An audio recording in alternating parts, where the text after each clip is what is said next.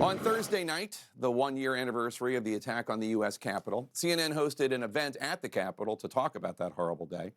Along with police officers, lawmakers, and staffers, conservative Congresswoman Liz Cheney of Wyoming, the vice chair of the Select House Committee, was one of our guests. I mean, imagine, Jake, if President Eisenhower had summoned a mob to Washington and told them to march on the Supreme Court when they were hearing arguments in Brown v. Board of Education. And then imagine if he sat and watched them invade the Supreme Court and didn't do anything to stop it. We couldn't imagine that an honorable man like Dwight Eisenhower would do something like that. Yet that's almost exactly what Donald Trump did. Some of your fellow Republicans are out there, probably right now on a certain other channel, saying this was no big deal. We're making too big a deal out of this. Ted Cruz said that this special tonight, it was just political theater. What do you say to them? I say that's how democracies die. That if you have members of political parties who ignore an attack, we've never before been in a situation where the president himself provoked a violent assault on this Capitol building. And when you sit here in Statuary Hall tonight and you realize the history of this place and you realize how sacred this place is, any American who would enable or look the other way or dismiss what happened or refuse to do their duty to get to the bottom of it, I think is failing to live up to their oath of office and to their duties as a citizen of this great nation. As it so happened, that very night, Senator Cruz, Republican of Texas, was apologizing on Fox, apologizing for having described the events at the Capitol 1 year ago, January 6th, as a, quote, violent terrorist attack. Tucker, as a result of my sloppy phrasing, it's caused a lot of people to misunderstand what I meant. The thing is, it wasn't sloppy phrasing. Cruz had called the attack terrorism at least 17 times before in written as well as spoken remarks. Frankly, Cruz using the term might seem odd, not because the term is imprecise. The FBI definition of domestic terrorism is, quote, violent criminal acts committed by individuals and or groups to further ideological goals stemming from domestic influences such as those of a political, religious, social, racial, or environmental nature, unquote. And that, of course, is what the attack was. Violent and criminal to further a domestic ideological and political goal, specifically to stop the counting of electoral votes to prevent Joe Biden from becoming president.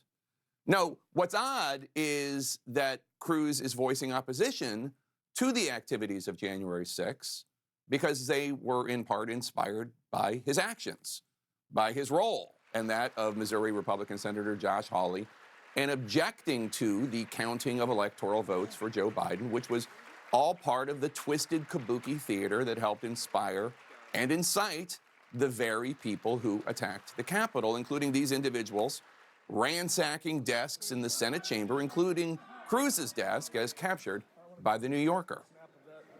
Yeah, he's with us. He's with us. There's got to be something in here we can use against these scumbags. He's a good one.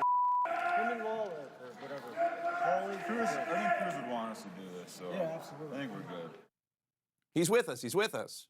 I think Cruz would want us to do this, and maybe so. Because in his apology, Cruz was sure to remind folks of the role he played that day. While thousands of people were standing up to defend this country on January 6th, at that exact moment, I was standing on the Senate floor objecting to the election results. So, of course, it would be ridiculous for me to be saying that the people standing up and protesting to follow the law were somehow terrorists. And Cruz then clarified, the only people, he said, he was calling terrorists were these people, the ones specifically attacking law enforcement officers. So presumably he was not referring to these people, the ones committing different violent and criminal acts to further a domestic ideological and political goal, just not attacking cops. Or these ones, storming Statuary Hall. Thursday night in Statuary Hall, I could not stop looking at this statue, donated in 1931 by the state of Mississippi. It's a statue of Jefferson Davis, the president of the Confederacy. And there's also this statue, donated in 1927 by the state of Georgia, Alexander Stephens, the vice president of the Confederacy.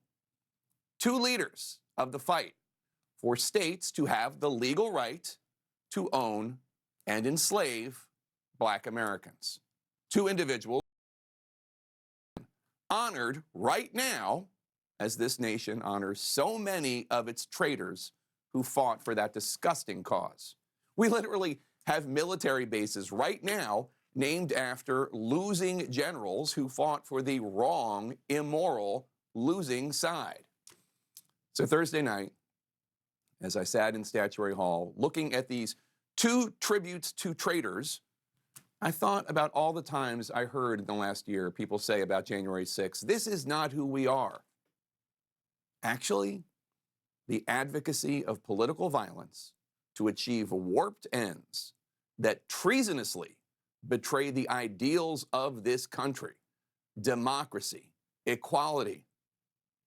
That's sadly who some of us are. We'll be right back.